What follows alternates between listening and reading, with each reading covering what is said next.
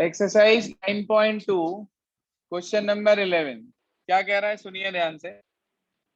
इसने हमारे से ये बोला क्वेश्चन 11th में, sum of first P Q and R terms of an AP are A B and C respectively.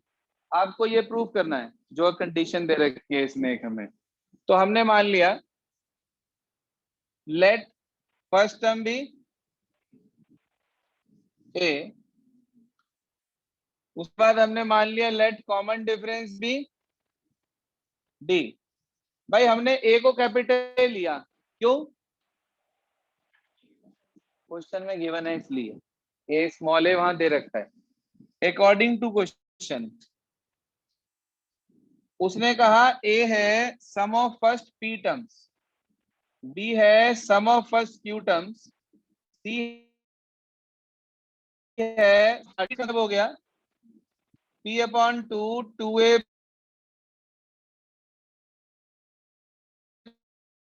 Plus two upon two A plus Q minus one.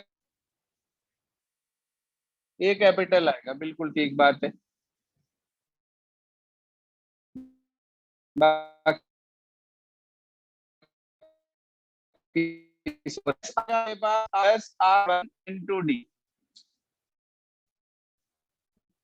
यहाँ को जो proof करना है उसे नोट कर रहे हैं, उसकी लेफ्ट हैंड साइड क्या कह रहा है, लेफ्ट हैंड साइड में ध्यान दें। लेफ्ट में लिखा है हमारे पास क्या, A upon P Q minus R D minus P C upon R P minus Q. देखना ये क्या, हाँ जी, चेक करना यही है क्या? हाँ भाई ऑनलाइन वालों,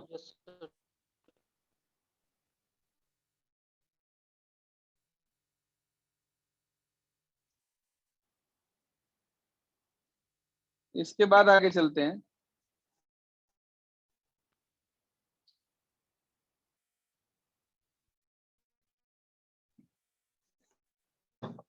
जी हाँ, वैल्यू रखो जरा, देखो ए की वैल्यू पी अपॉन टू लिखा है, तो जब आप पी अपॉन टू यहाँ रखोगे, पी से पी कट जाएगा, सिर्फ हाफ बचेगा। हाफ ये ब्रैकेट और ये ब्रैकेट, ऐसे ही यहाँ पर अगले में बी अपॉन क्यू रखोगे, आप बी की वैल्यू पुट करेंगे यहाँ पर, तो हाफ बचेगा, ये ब्रैकेट ये ब्रैकेट। सी की वैल्यू ये आर अपॉन टू, आर से आर कट जाएगा, 1/2 बचेगा, ये ब्रैकेट और ये ब्रैकेट।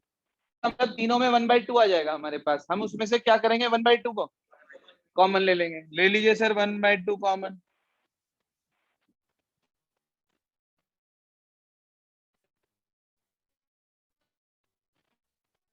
रह गया हमारे पास एक माइनस आर और ब्रैकेट में 2a plus P minus one into D. फिर अगला आर माइनस, सॉरी हाफ तो हाँ बाहर आई गया, आर माइनस पी ब्रैकेट में लिखा है आपके पास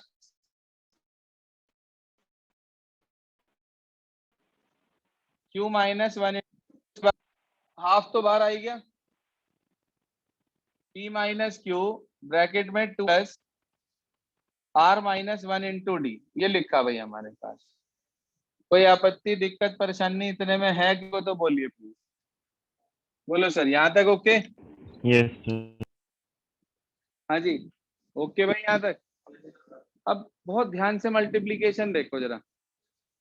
2a की मल्टीप्लाई इस ब्रैकेट से हुई, या कह लो इस ब्रैकेट की मल्टीप्लाई 2a से होगी, फिर इस ब्रैकेट की मल्टीप्लाई 2a से होगी, फिर इस ब्रैकेट की मल्टीप्लाई 2a से होगी। क्या आपको सब में 2a 2a 2a दिखाई दे रहा है? अगर मैं इन तीनों में से 2a बाहर निकाल लूं तो क्या बचेगा?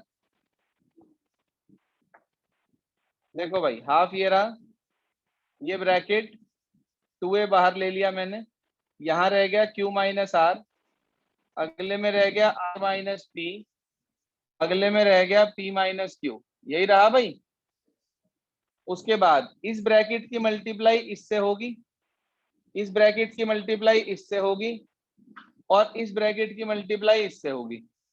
इसमें आएगा डी, ये दोनों ब्रैकेट, डी ये दोनों ब्रैकेट, डी ये दोनों ब्रैकेट, क्या कॉमन भाई? डी कॉमन ले लिया। अब बचे ये दो ब्रैकेट, क्यू माइनस आर के साथ p minus, r minus p के साथ क्यू माइनस वन, उसके बाद पी माइनस क्यू के साथ आर माइनस वन, यही तो। बोलिए जी, इतने में कोई प्रॉब्लम? क्लियर भाई यहां तक? हाँ जी, क्लियर यहां तक?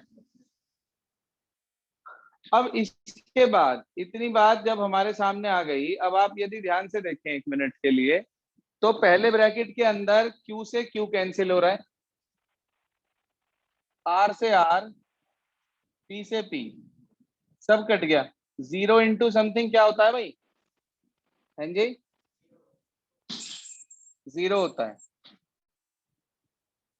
तो वो हमारे पास 0 आ गया ये। उसके बाद लिखा है प्लस डी, फिर लिखा है पहले दो ब्रैकेट, फिर दो ब्रैकेट, फिर दो ब्रैकेट। आप एक बात बताओ, जब आप इन दोनों की मल्टीप्लाई करोगे कितनी टर्म्स आएंगी?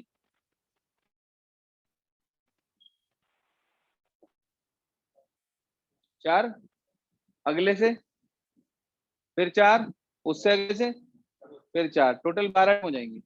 जब आप इनकी मल्टीप्लाई करके वो 12 टर्म लिख लेंगे, तो आप देखेंगे सारी टर्म्स कैंसिल हो रही हैं। जो प्लस में है वो माइनस में भी मौजूद होगी वहां पर, तो सारी टर्म्स कट जाएंगी। कट के क्या मिलेगा आपको? 0 इंटू समथिंग, फिर क्या मिलेगा? ये 0, 0 0 0 इंटू हाफ, क्या आ गया? देखना जरा, राइट हैंड साइड के इक्वल आ गया क्या?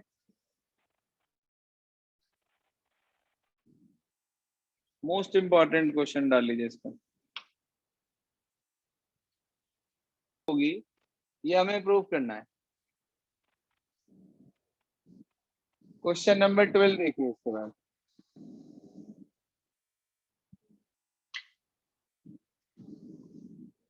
क्वेश्चन नंबर 12 में उसने हमें ये कहा कि एक एपी के m और n टर्म्स की ratio m square upon n square है, ये आपको दे रखा है।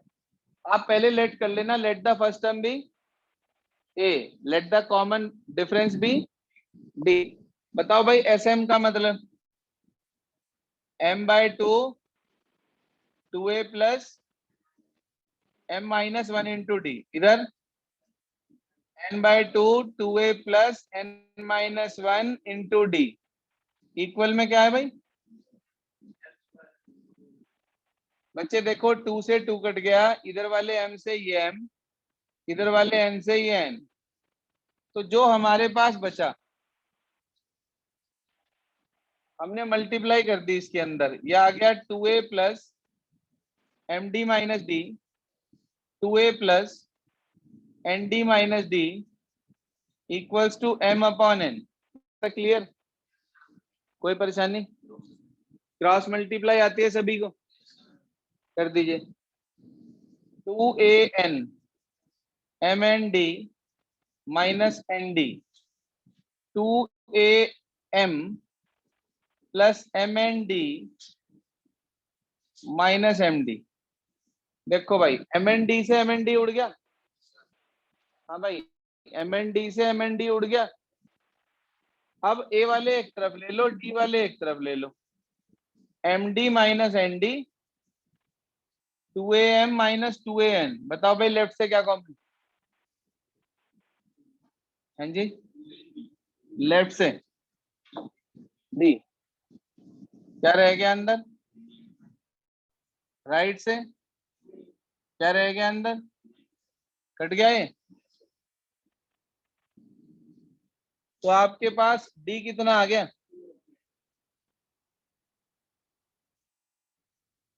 बच्चे डी की वैल्यू 2a आ गई हमारे पास, कोई परेशानी? उसने कहा mth और nth टर्म की रेशियो निकालनी है, mth और nth टर्म की रेशियो क्या होता है भाई? am, हाँ जी, a plus m-1 into D, और an, बताओ डी की वैल्यू कितनी है? यहाँ भी रख दी।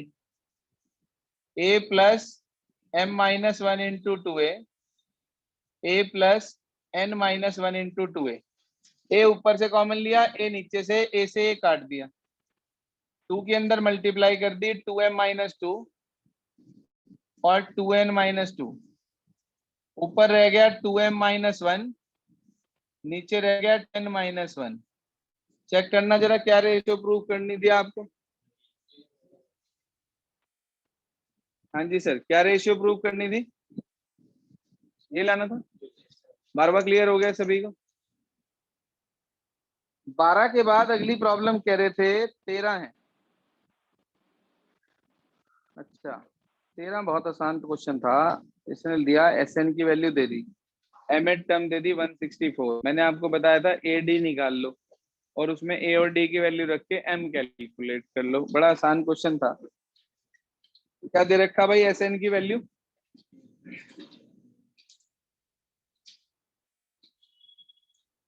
3n स्क्वायर प्लस, बताओ S1 कितना? S2, 2 का स्क्वायर 4 3 जा 5 2 जा 22 आगे गए। A1 S1 के equal, A2 equal S2 minus S1 के, 22 में से 8 चले गए 14। देखो भाई A1 A2 दोनों आगे। अब A1 A2 के बाद फर्स्ट टर्म पता चल गई हमें 8, कॉमन डिफरेंस 6, ये दो चीजें हमें मिल गई। उसने आपको mth टर्म दे रखी है। हाँ बेटा, mth टर्म 164 क्या होती है mth टर्म? ए की वैल्यू 8, डी की वैल्यू 164, 164 में से 8 चले गए 150,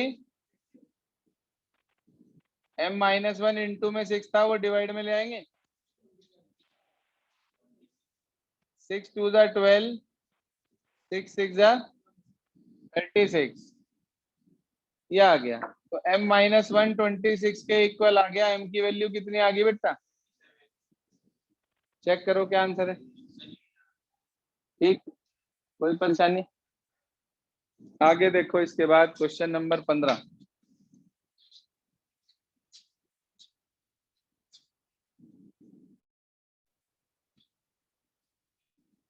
जी सर, क्या कहता है क्वेश्चन नंबर 15?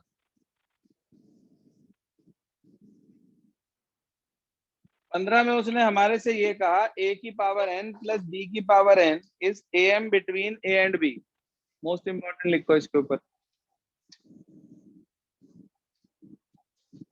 ज्यादा नंबर के एमसीक्यू में भी आ सकता है ये। n की वैल्यू मांगी है, n की 2 3 वैल्यू दे देगा आपको। क्या हो गया भाई, तो कैसे कैसे आवाज निकाल रहे हैं?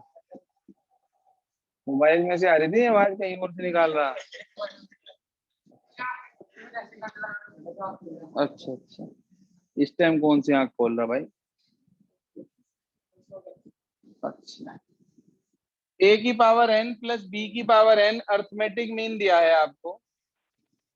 a की पावर n प्लस b की पावर n अपॉन में क्या लिखा है? a की power n minus one equals to arithmetic mean between a and b। ये a और b के बीच का दिक्कत नहीं है। इसका मतलब a की पावर n प्लस b की पावर n अपॉन a की power n minus one plus b की power n minus one equal होगा a plus b upon two के। दो नंबर्स का arithmetic mean a plus b upon two होता है। ठीक है सर, लिखवा रखा आपको मैंने नोट्स में। आपको सिंप्लीफाई करके n निकालना है।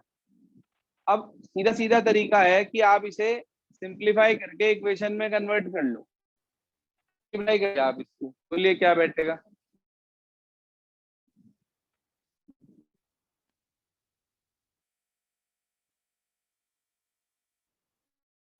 जी हाँ,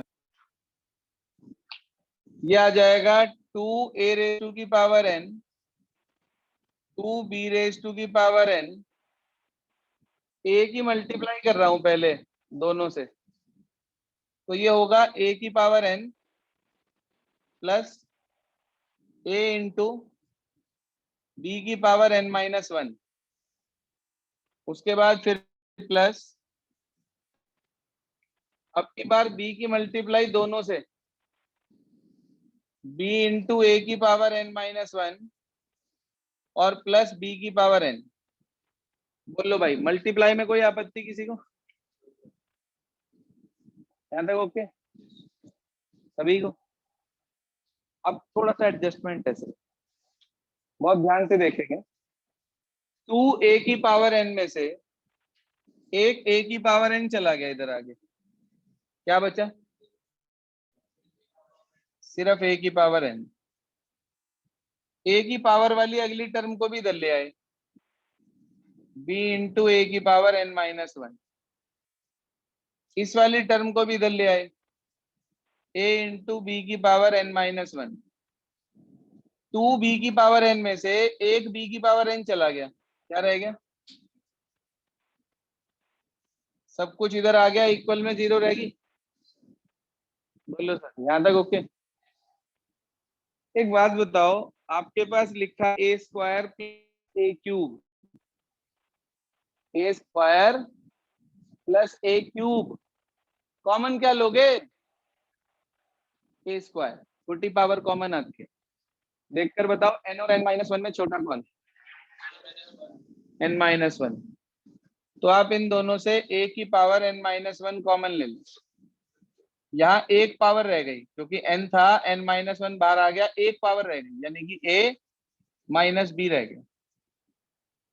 अब इन दोनों टर्म्स में यहाँ माइनस है तो माइनस ले लिया कॉमन, बताओ b की पावर n और b की पावर n माइनस 1 कॉमन क्या है? b की पावर n माइनस 1, क्या रह गया अंदर? जो माइनस का था वो प्लस का हो जाएगा, जो प्लस का था वो माइनस का, वही a माइनस b रह गया अंदर। तो एक फैक्टर a माइनस बी, एक फैक्टर a की power n minus 1 minus b की power n minus 1 equal to 0। ठीक, क्या करा दोबारा सुन लो, ये नंबर आपको अर्थमेटिक मीन दिया था तो मैंने उसे a प्लस बी अपॉन 2 लिख लिया, क्रॉस मल्टीप्लाई करके एक इक्वेशन तैयार कर ली, सारी टर्म्स को लेफ्ट में लाकर एडजस्ट करा, इस तरीके से फैक्टराइज करा, दोनों के ब्रैकेट सेम आ गए, तो उन दोनों की जगह एक बार और जो बच गया वो एक बार, ये आ गया। अब एक बार ध्यान समझो, अगर पहला ब्रैकेट 0 तो a और b दोनों इक्वल हो जाएंगे, which gives absurd solution. Absurd solution का मतलब गलत सलत। क्यों? अरे भाई एक बात बताओ, जब a और b दोनों इक्वल हो गए तो फिर हम करी क्या रे? फिर तो कोई सेंस ही नहीं है क्वेश्चन की, तो a और b इक्वल नहीं हो सकते कभी भी, तो हम क्या कहेंगे कि since a minus b not equal to, ये टर्म 0 नहीं होगी तो इसका मतलब दूसरी टर्म 0 होगी। अब कुछ बच्चे क्या बेवकूफी कर देते हैं इसके अंदर, वो कहते हैं कि भाई पावर्स आर सेम तो bases are also same, a equal to b कह देते हैं, powers are same so bases are also same, a equal to b। अरे इससे तो बच रहे थे हम, ये फिर से a इक्वल टू b आ गया तो वो तो गलत हो गया ना। तो आपको क्या करना है, इसको सॉल्व करने के लिए इसे नीचे ले आएंगे आप अपॉन में, क्या आ जाएगा बोलो? a की power n minus 1 upon b की पावर, इक्वल में क्या रह गया? 0 या 1? अगर आप यहाँ 0 लिख दोगे और वापस इसकी मल्टीप्लाई करोगे तो 0 आएगा, जबकि आना यही चाहिए था वापस, तो इसलिए क्या बचेगा यहाँ? 1। इसे लिख दिया a अपॉन बी की होल पावर n माइनस 1, क्या मैं 1 को लिख सकता हूँ a अपॉन बी की होल पावर 0? बोलिए लिख सकते हैं क्या? तो सेम, बताओ n की वैल्यू कितनी आ गई?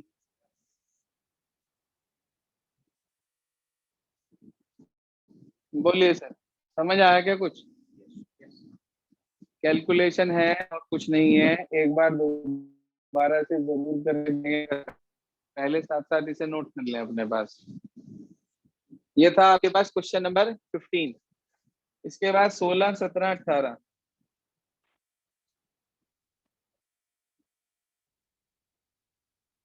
सोलह, 17 और 18।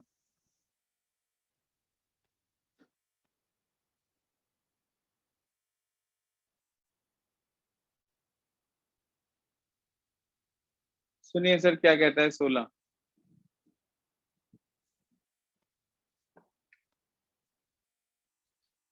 16 से पहले 17, 18 समझा रहा हूँ जिसकी जो भी प्रॉब्लम है। 17 में कह रहा है man start repaying a loan as first instalment of ₹100। अच्छा, पहली इंस्टॉलमेंट 100 रुपए की है, इसका मतलब ए 100 हो गया। कह रहा है if he increases the amount by ₹5 every month, आप लिखेंगे since amount is increases by fixed amount, since instalment is increases by fixed amount, इसका मतलब it implies it is an AP, direct लिख देंगे एपी। और डी कितना हो गया? कह रहा what will be the what amount he will pay in the 30th instalment. ये नहीं कहा उसने इन टोटल 30 इंस्टॉलमेंट्स। अगर वो कहता व्हाट अमाउंट ही पे इन 30 इंस्टॉलमेंट्स तो होता है 30। अब उसने बोला फाइंड द अमाउंट ही पे इन 30th, पर्टिकुलर 30th इंस्टॉलमेंट में कितना, यानी कि क्या मांग रहा? ए 30। क्या मांग रहा हमारे से? ए आपके पास है, डी आपके पास है, ए प्लस 29 आ जाएगा, वैल्यू पुट कर देंगे, आंसर आ जाएगा। कर लेंगे आराम से। 18th क्वेश्चन और समझिए क्या कहता है।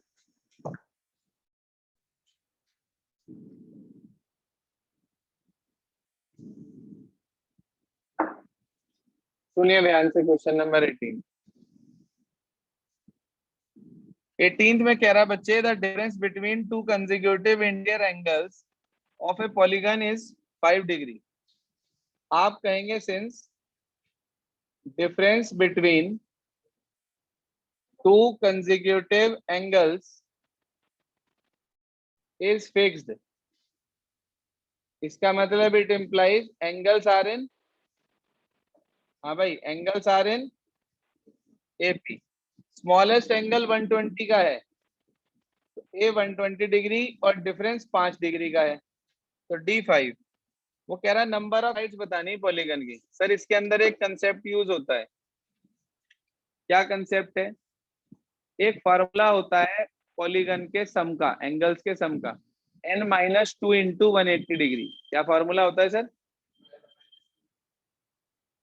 आप कहो सर हमें कैसे पता लगेगा, हम कैसे चेक करें कि ये ठीक है या नहीं है? अच्छा एक बात बताओ, ट्राइंगल में कितनी साइड्स होती हैं?